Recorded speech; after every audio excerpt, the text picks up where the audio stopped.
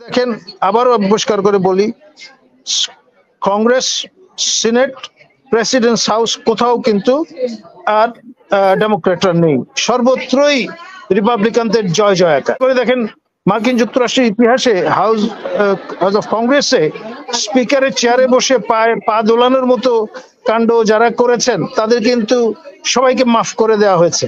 দ্বিতীয়ত, আপনি এই যে সরকারি পৃষ্ঠপোষকতা, সরকারি যে প্রোটোকল, সরকারি যে রিসোর্স, সেগুলো যে খরচ করছেন, at the end of the day এগুলো কিন্তু জনগণের করের টাকা। এমনি কর দিতে দিতে জনগণের নাভিশ্বাস অবস্থা। আপনি নতুন করে ভ্যাট বাড়াচ্ছেন, বিদেশি অনুদান, যাবতীয় যা কিছু স্বপ্ন দেখানো হয়েছে সেটার সম্ভাবনা আসার ক্ষীণ। এবং আপনার ট্রাম্প মহোদয় প্রফিট লসের মানুষ, তিনি কিন্তু অনুকম্পা কিংবা আপনার দান ধ্যানের লোক নন। পরিষ্কার ব্যক্তি জীবনে তিনি ব্যবসায়ী এবং তিনি চান America is for the Americans, আমেরিকাকে গ্রেট নেশনে রূপান্তরিত করতে চান। তিনি রিড্রয়িং অফ দ্য ম্যাপে বিশ্বাসী। তিনি তার যে প্রশাসন সেটি সাজিয়েছেন এবং সেখানে আমাদের নিকটতম প্রতিবেশী রাষ্ট্র ভারতের পররাষ্ট্রমন্ত্রী মহোদয়, তিনি নতুন যে পররাষ্ট্রমন্ত্রী মার্কিন যুক্তরাষ্ট্র এবং নিরাপত্তা উপদেষ্টা দুজনের সঙ্গেই বৈঠক করেছেন এবং তিনি প্রথম ব্যক্তি যিনি বৈঠক করলেন নন আমেরিকান, বাইরে থেকে এসে।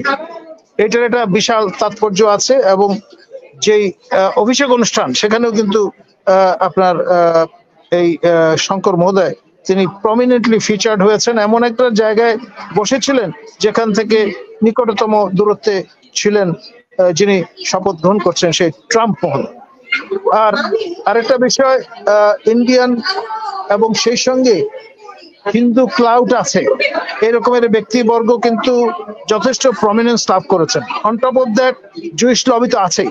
তো সেখানে ডিউ রেসপেক্ট, আর যাই হোক, যে যাই বলুন না কেন, ইউনূস মহোদয়ের খানা কিন্তু আর ওইভাবে নিশ্চিতভাবে আছে বলে আমি মনে করি না। ইউনূস সাহেবের সবগুলো ডিম মূলত আপনার ডেমোক্রেট ক্যাম্পে রাখা আছে। এবং খেয়াল করে দেখেন, আবারও পরিষ্কার করে বলি, কংগ্রেস, সিনেট, প্রেসিডেন্টস হাউস কোথাও কিন্তু আর ডেমোক্রেটরা নেই, সর্বত্রই রিপাবলিকানদের জয় জয়কার। তো সেখানে আপনি চেক এন্ড ব্যালেন্সের একটা ব্যাপার, সেটাকে ব্যবহার করতে পারতেন, সেটার সুযোগ নেই।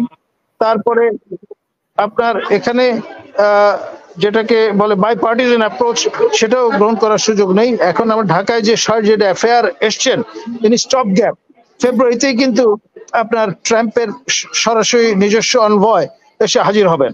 এবং যেই নামটা শোনা যাচ্ছে, ভারতীয় বংশোদ্ভূত একজন হিন্দু, প্র্যাকটিসিং হিন্দু, তিনি ঢাকায় নতুন আনভয় হিসেবে হয়তো আসতে যাচ্ছেন। সেটা ইউনূস সাহেবের জন্য কি বার্তা দেবে, এটা বুঝের লোক সবাই বুঝতে পারছেন। তো সুতরাং আমি মনে করি এখন যে জায়গাটা এসে দাঁড়িয়েছে, আপনার নানান অজুহাতে এই ইউনূস রেজিম দীর্ঘায়িত করার স্পেস কিন্তু সংকুচিত হয়ে এসছে। আর ওই যে পুরনো যে ধাঁচের কথাবার্তা, যে হাকিম নড়ে তো হুকুম নড়ে না, আমেরিকানরা পলিসি ডিকটাম থেকে সরে না, এটা একেবারেই ছেদ কথা। এবং খেয়াল করে দেখেন, মার্কিন যুক্তরাষ্ট্রের ইতিহাসে হাউস অফ কংগ্রেসে স্পিকারের চেয়ারে বসে পা দোলানোর মতো কাণ্ড যারা করেছেন তাদের কিন্তু সবাইকে মাফ করে দেওয়া হয়েছে। এবং আমন্ত্রণ জানানো হয়েছে রিঅ্যাকশন টাইম থেকে, তারাও এসে অভিষেক অনুষ্ঠানে যোগ দিতে পারবেন। সুতরাং বুঝতেই পারছেন এই সমস্ত পূর্ণ তত্ত্ব এবং কচকচানি আর রেলেভেন্ট নয়, অন্তত ট্রাম্পের এই দুনিয়ায়। ধন্যবাদ।